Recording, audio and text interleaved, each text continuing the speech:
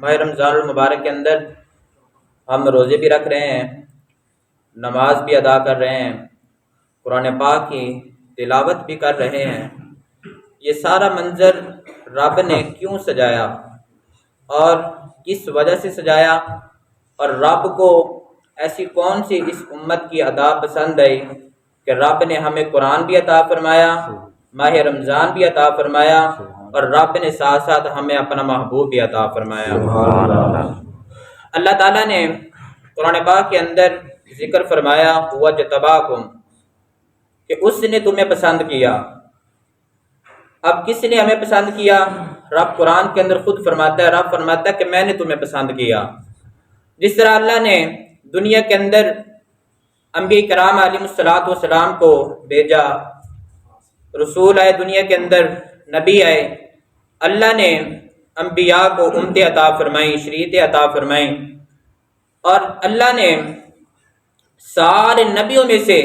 اعلیٰ نبی اللہ نے اس امت کو عطا فرمایا۔ اور جب اللہ نے امتوں میں سے جو امت اللہ کو پسند آئی کہ اتنے نبی آئے، اللہ نے ان کو بھی امت عطا فرمائی، لیکن جب باری آئی میرے اور آپ کے نبی کی تو اللہ نے فرمایا وَجْتَبَاكُمْ، میں محبوب کو مجھے ساری امتوں میں سے پسند آئی، اللہ نے فرمایا محبوب میں نے وہ امت آپ کو عطا فرما دی۔ یعنی اللہ نے محبوب دیا وہ بھی سب سے اعلیٰ، اللہ نے قرآن دیا وہ بھی سب سے اعلیٰ، اللہ نے دین دیا وہ بھی سب سے اعلیٰ۔ اور دین کے بارے میں رب قرآن کے اندر ذکر فرماتا ہے وَرَضِيتُ لَكُمُ الْإِسْلَامَ دِينًا، رب فرماتا ہے جو مجھے دینوں میں سے سب سے زیادہ دین پسند آیا، اللہ فرماتا ہے وہ دین اسلام ہے، اور اللہ نے وہی دین اللہ نے میرے محبوب صلی اللہ علیہ وسلم کو عطا فرمایا۔ اور اللہ کو جو امت پسند آئی اللہ نے وہ امت میرے محبوب کو عطا فرمائی، اور جو اللہ کو سارے نبیوں میں سے اعلیٰ نبی پسند آیا وہ اللہ نے اس امت کو عطا فرمایا۔ یہ اللہ کا ہم پہ بڑا خاص کرم ہے کہ اس مالک نے ہمیں اس دنیا کے اندر جینے کا موقع بھی عطا فرمایا، سانس لینے کا موقع بھی عطا فرمایا، اور سب سے بڑی بات اللہ نے اس دور کے اندر ہمیں کلمہ پڑھنا بھی نصیب فرمایا، اور ساتھ ساتھ نبی کریم صلی اللہ علیہ وسلم کا ہمیں امتی بھی بنایا۔ اور لیکن یہ سارا منظر رب نے کیوں سجایا کہ جس امت کے بارے میں موسیٰ علیہ السلام اللہ کی بارگاہ میں دعائیں کرتے رہے، یا اللہ یہ امت مجھے عطا فرما دے، یہ امت مجھے عطا فرما دے، رب نے فرمایا تلک امت احمدہ، اے موسیٰ یہ امت آپ کی امت نہیں، یہ امت میرے لجپال نبی حضرت محمد مصطفیٰ صلی اللہ علیہ وسلم کی امت ہے، کہ میں امت ان کو عطا فرماؤں گا کہ جس امت کی یہ شان ہے کہ اگر کوئی بندہ ایک نماز پڑھتا ہے رب اس بندے کو 70 نمازوں کا بھی ثواب عطا فرماتا ہے، قرآن کا ایک حرف پڑھتا ہے رب اس بندے کو 10 نیکیوں کا ثواب عطا فرماتا ہے۔ بندہ اگر کوئی نیکی کا ارادہ کر لیتا ہے، نیکی کرتا نہیں لیکن نیکی کے ارادے پر رب پھر بھی اس امت کے ایک شخص کو ایک نیکی کا ثواب عطا فرما دیتا ہے۔ تو موسیٰ علیہ السلام نے بارہا بار اللہ کی بارگاہ میں دعا کی کہ یا اللہ یہ امت مجھے عطا فرما دے کہ جس کی اتنی شان ہے کہ اگر بندہ نیکی کرے تب بھی ثواب، نیکی کی نیت کرے نیکی نہ بھی کر پائے تب بھی ثواب۔ اگر اس امت کا کوئی بندہ کسی کی رہنمائی کر دیتا ہے، نیکی کا حکم دے دیتا ہے، برائی سے منع کر دیتا ہے، یا اللہ یہ امت پہلے تو نے کسی کو نہیں عطا فرمائی، یہ امت مجھے عطا فرما دے۔ رب نے فرمایا ہوا جتباکم، یہ میں نے امت کسی اور کو عطا نہیں کرنی، رب نے فرمایا تلک امت احمدہ، یہ امت میں نے اپنے محبوب صلی اللہ علیہ وسلم کو عطا کرنی ہے۔ اور رب نے یہ امت میرے محبوب کو بھی عطا فرمائی، اور رب کو جس طرح اپنے حبیب سے پیار ہے اسی طرح رب کو اپنے حبیب کی امت سے بھی پیار ہے، کہ جب کوئی سرکار کا امتی اللہ کی بارگاہ میں ہاتھ بلند کرتا ہے، ابھی ہاتھ نیچے نہیں آتے، اللہ دعاؤں کو پہلے قبول فرما لیتا ہے۔ لیکن دعاؤں کا قبول ہونا یہ بھی ایک منظر ہے کہ دعائیں کب قبول ہوتی ہیں اور کس بنا پر قبول ہوتی ہیں۔ اللہ نے جہاں ہمیں دین بھی عطا فرمایا، قرآن بھی عطا فرمایا، اللہ نے وہی ہمیں نماز بھی عطا فرمائی۔ تو اگر کوئی بندہ نماز پڑھتا ہے، نماز پڑھنے پر رب ذوالجلال اس بندے کو کیا مقام عطا فرماتا ہے۔ حدیث شریف کے اندر آتا ہے جناب سیدنا ابو ذر رضی اللہ تعالیٰ عنہ آپ فرماتے کہ ایک دن میں نبی کریم صلی اللہ علیہ وسلم کے ساتھ باہر گیا، اور آپ فرماتے سرکار آگے جا رہے ہیں، میں سرکار کے پیچھے جا رہا ہوں، اور آپ فرماتے سرکار چلتے چلتے ایک درخت کے نیچے چلے گئے، اور آپ فرماتے جب سرکار اس درخت کے نیچے گئے، سرکار نے جا کر اس درخت کی 2 ٹہنیوں کو پکڑا، سرکار نے اس ٹہنی کو حرکت دی، تو اس سے پتے جڑنا شروع ہو گئے۔ میرے محبوب صلی اللہ علیہ وسلم فرمایا یا ابو ذر، حضرت ابو ذر رضی اللہ عنہ فرمانے لبیک یا رسول اللہ صلی اللہ علیہ وسلم، کہ یا رسول اللہ میں حاضر ہوں۔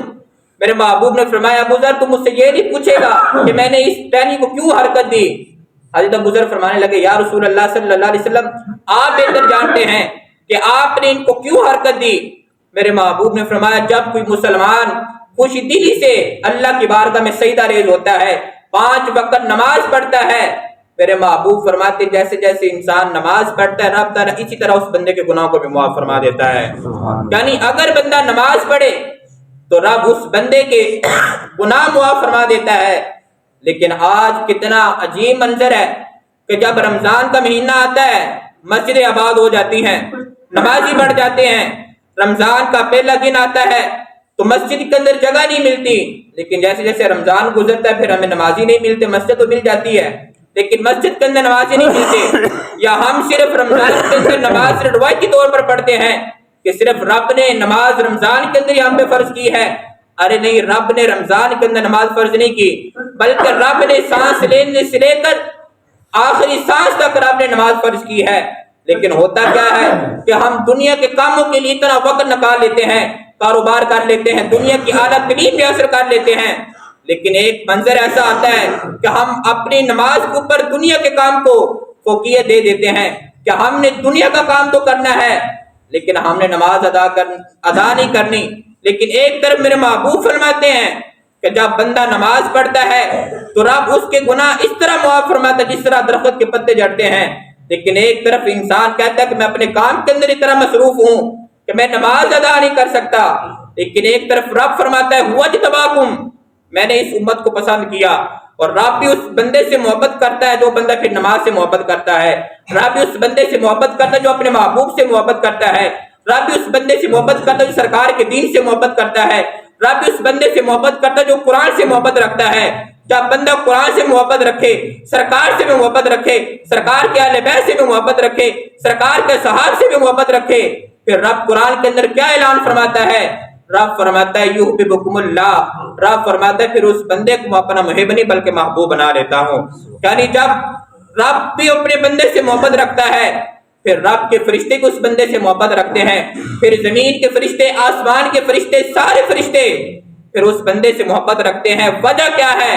رب فرماتا ہے کہ اس بندے نے میرے دین سے محبت کی، قرآن سے محبت کی، میرے محبوب سے محبت کی، میرے محبوب کی سنت کی اتباع کی۔ اور جب بندہ سرکار سے محبت رکھتا ہے، سرکار کے دین سے محبت رکھتا ہے، پھر رب اس بندے سے پھر خود محبت فرمانا شروع ہو جاتا ہے۔ جب ایک منظر یہ آ جاتا ہے، مقام یہ آ جاتا ہے، جب بندہ پھر ہاتھ بلند کرتا ہے، ابھی ہاتھ نیچے نہیں آتے، اللہ پہلے دعا کو قبول فرما لیتا ہے۔ اور ایک اور حدیث پاک کے اندر آتا ہے، کریم آقا علیہ الصلوۃ والسلام نے ارشاد فرمایا، اب جیسے کہ ماہ رمضان المبارک جا رہا ہے، کریم آقا علیہ الصلوۃ والسلام نے ارشاد فرمایا جس بندے نے روزہ رکھا ہوگا یا قرآن پڑھا ہوگا، سرکار فرماتے روزے دار جب اللہ کی بارگاہ میں جائے گا قیامت کے دن، ایک طرف بندہ جب اللہ کی بارگاہ میں آئے گا، دوسری طرف سے میرے محبوب فرماتے روزہ بھی اللہ کی بارگاہ میں آئے گا۔ روزہ آ کے عرض کرے گا یا اللہ تیرا یہ وہ بندہ ہے کہ جس نے روزہ رکھا، سارا دن گناہوں سے باز رہا، اپنی زبان سے اس نے غیبت نہیں کی، جھوٹ نہیں بولا، دغا بازی نہیں کی، کسی کے بارے میں بہتان نہیں لگایا، یا اللہ یہ سارا دن گناہوں سے پاک رہا، جب نماز کا وقت آیا اس نے نماز ادا کی، جب اس کو وقت ملا اس نے قرآن پڑھا، جب اس کو وقت ملا اس نے تیرا ذکر کیا، یا اللہ آج میں تیری بارگاہ میں دعا کرتا ہوں، شفاعت کرتا ہوں، میری شفاعت قبول فرما کے اس بندے کو جنت عطا فرما دے۔ میرے محبوب فرماتے جب روزہ اللہ کی بارگاہ میں اس بندے کے بارے میں شفاعت کرے گا جس نے روزہ رکھا ہوگا، میرے محبوب فرماتے کہ اللہ روزے کی شفاعت قبول فرما کے اس بندے کو جنت عطا فرما دے گا۔ اور کریم آقا علیہ الصلوۃ والسلام فرماتے ہیں جب قرآن پڑھنے والا اللہ کی بارگاہ میں آئے گا تو کریم آقا علیہ الصلوۃ والسلام ارشاد فرماتے ہیں تو قرآن پڑھنے والا جب اللہ کی بارگاہ میں پہنچے گا، ایک طرف سے قرآن بھی آ جائے گا، قرآن آ کر کہے گا یا اللہ تیرا یہ وہ بندہ ہے جو ساری رات قرآن پڑھتا رہا،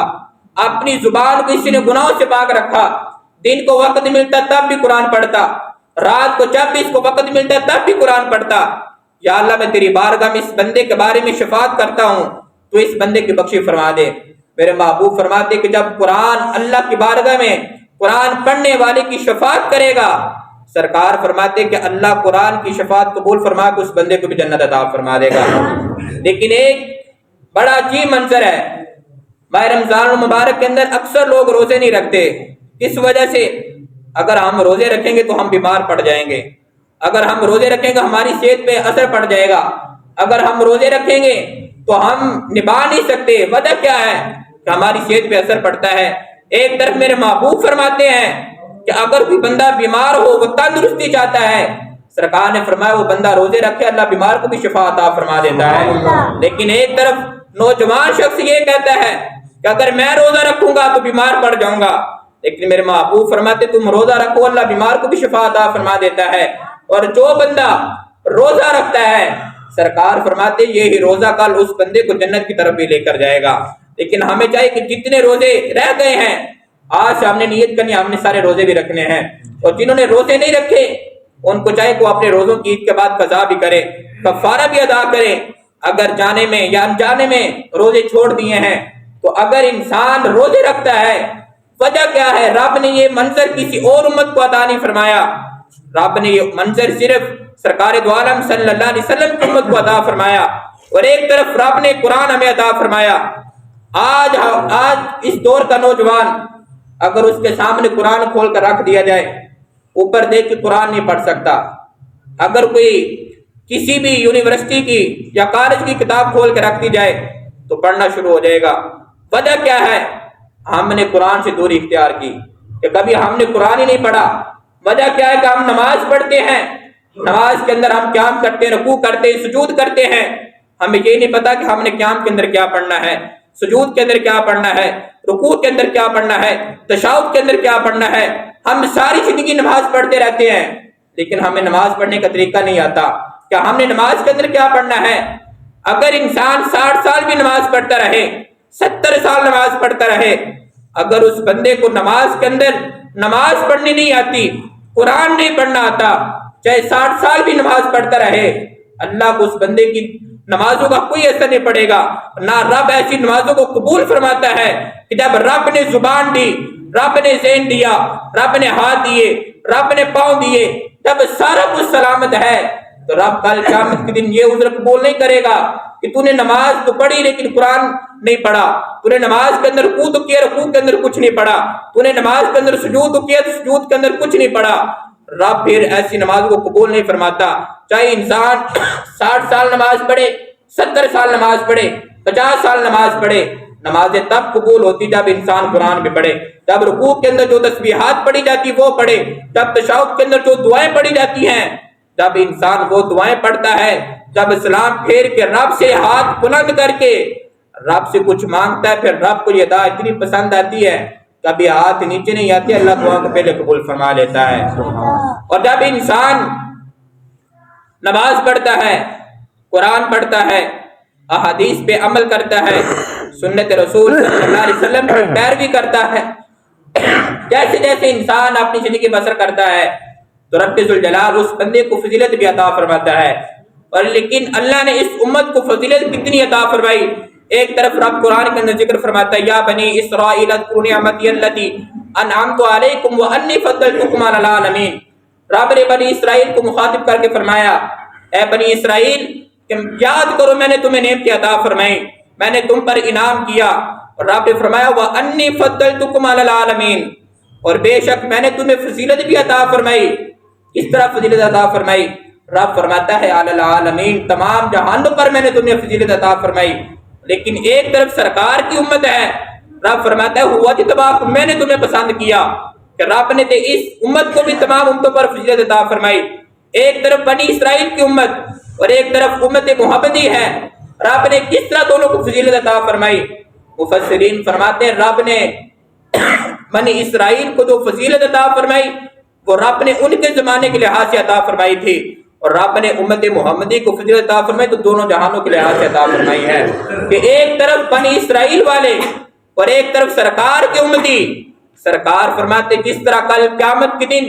میری شفاعت سب سے پہلے قبول کی جائے گی، تو سرکار فرماتے اسی طرح کل قیامت کے دن جنت میں بھی سب سے پہلے میری امت جائے گی۔ کہ جس طرح سرکار دو عالم صلی اللہ علیہ وسلم سے جب کوئی بندہ محبت رکھتا ہے تو سرکار دو عالم صلی اللہ علیہ وسلم سے محبت کا تقاضا یہ ہے کہ رب قرآن کے اندر اعلان فرماتا ہے یحببکم اللہ، رب فرماتے پھر ایسے بندے کو میں اپنا محب نہیں بلکہ محبوب بنا لیتا ہوں۔ جو رب کے محبوب کو اپنا محبوب بنا لیتا ہے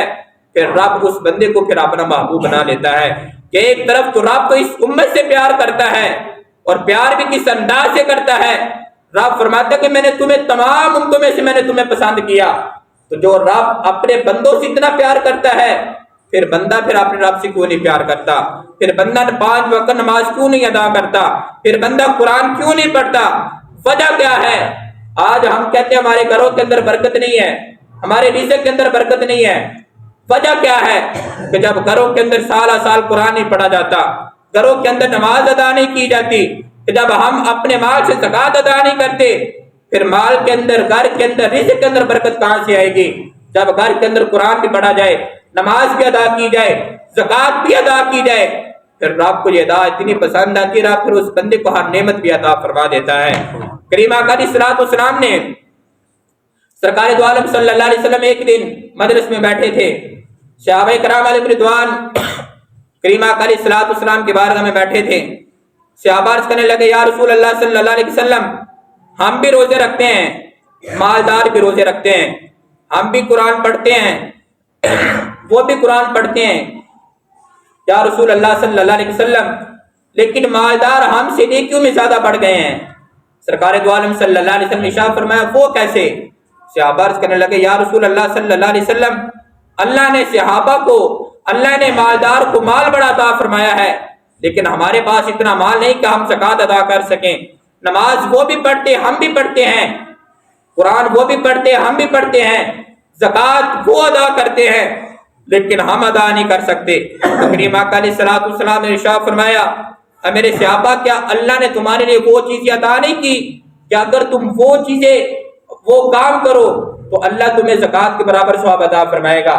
صحابہ نے عرض کی یا رسول اللہ صلی اللہ علیہ وسلم وہ ایسی کون سی چیزیں ہیں کہ اگر ہم وہ کام کریں تو اللہ ہمیں بھی ثواب عطا فرمائے گا؟ میرے محبوب نے فرمایا میرے صحابہ جب تم کوئی اچھی بات سنو، تسبیح، سرکار نے فرمایا تم سبحان اللہ کہو، اللہ تمہاری سبحان اللہ کہنے پر بھی رب تمہیں صدقہ کرنے کے برابر ثواب عطا فرمائے گا۔ پھر صحابہ نے عرض کی یا رسول اللہ صلی اللہ علیہ وسلم اس سے بڑھ کر اور کیا کام ہے؟ میرے محبوب نے فرمایا تحلیل۔ سرکار نے فرمایا جب تم اپنی زبان سے لا الہ الا اللہ پکارتے ہو، سرکار نے فرمایا کہ رب کو یہ ادا اتنی پسند آتی ہے کہ رب پھر بھی اس بندے کو صدقہ کرنے کے برابر ثواب عطا فرماتا ہے۔ پھر میرے محبوب صلی اللہ علیہ وسلم نے ارشاد فرمایا اے میرے صحابہ تأمرون بالمعروف وتنہون عن المنکر، میرے محبوب نے فرمایا جب تم کسی کو اچھائی کا حکم دیتے ہو، برائی سے منع کرتے ہو، سرکار فرماتے ہیں رب کو یہ بھی ادا اتنی پسند آتی ہے کہ جو اپنے بھائی کی رہنمائی کرتا ہے، برائی سے روکتا ہے، اچھائی کا حکم دیتا ہے، سرکار فرماتے ہیں رب کو یہ ادا اتنی پسند آتی ہے رب اس بندے کو پھر صدقہ کرنے کے برابر ثواب عطا فرماتا ہے۔ تو ہمیں چاہیے کہ جب ہم نماز پڑھنے کے لیے آئیں تو ہم اکیلے نہ آئیں، اپنے ساتھ اپنے بھائی کو لے کر آئیں، اپنے بیٹوں کو لے کر آئیں۔ جب ہم گھر میں ہوں تو اپنے گھروں کے اندر نماز کی تلقین کریں، قرآن کی تلقین کریں۔ جب گھروں کے اندر قرآن بھی پڑھا جائے گا، نماز بھی پڑھی جائے گی، پھر رب ہمارے رزق کے اندر بھی برکت عطا فرمائے گا، عمر کے اندر بھی برکت عطا فرمائے گا، اولاد کے اندر بھی برکت عطا فرمائے گا۔ اگر ہم دن کے اندر، اگر شام کو یا دن کو ہم اگر کھانے کا ایک لقمہ بھی کھاتے ہیں، ہمیں رب کا شکر ادا کرنا چاہیے۔ اس رب نے ہمیں چاہے ایک لقمہ ہی عطا فرمایا ہے۔ اگر کوئی بندہ، سرکار صلی اللہ علیہ وسلم فرماتے کہ اگر کوئی بندہ اللہ کی دی ہوئی نعمت پر اگر بندہ اللہ کا شکر ادا کرتا ہے تو رب کو یہ ادا اتنی پسند آتی ہے۔ سرکار دو عالم صلی اللہ علیہ وسلم ارشاد فرماتے کہ رب اتنا خوش اپنی نعمت دینے پہ نہیں ہوتا جتنا بندے کے شکر ادا کرنے پہ خوش ہوتا ہے، کہ نعمت بھی میں نے دی اور بندہ اس نعمت کو جٹلاتا نہیں بلکہ میرا شکر ادا کر رہا ہے۔ پھر رب قرآن کے اندر ذکر فرماتا ہے لَإِن شَكَرْتُمْ لَأَزِيدَنَّكُمْ، رب فرماتا ہے تم میرا شکر ادا کرو میں اور زیادہ بڑھا دوں گا۔ کہ جب کوئی بندہ اللہ کی دی ہوئی نعمت پر رب کا شکر ادا کرتا ہے، بندہ نماز پڑھ کے بھی شکر ادا کر سکتا ہے، قرآن پڑھ کے بھی شکر ادا کر سکتا ہے، روزہ رکھ کے بھی رب کا شکر ادا کر سکتا ہے۔ جب بندہ رب کا شکر ادا کرے گا پھر رب اس بندے سے اپنی نعمتوں کو کم نہیں کرے گا بلکہ رب اور زیادہ نعمتوں کو بڑھا دے گا۔ اور دعا کرے کہ اللہ ہم سب کو ہر حال کے اندر اپنی نعمتوں پر شکر ادا کرنے کی توفیق عطا فرمائے۔ رب تعالی ہم سب کو 5 وقت باجماعت نماز ادا کرنے کی توفیق عطا فرمائے، قرآن پاک کی تلاوت کرنے کی توفیق عطا فرمائے، ہم سب کو اپنی زندگی قرآن و سنت کے مطابق بسر کرنے کی توفیق عطا فرمائے، اور جو سنا اور سنایا رب تعالی ہم سب کو اس پر عمل کرنے کی توفیق عطا فرمائے۔ وما علینا الا البلاغ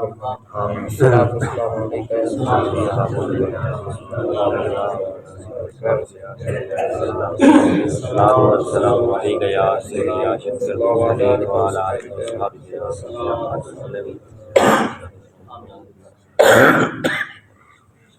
بسم اللہ الرحمن الرحیم۔ اللہم صلی علی سیدنا و مولانا محمد وعلی آل سیدنا و مولانا محمد۔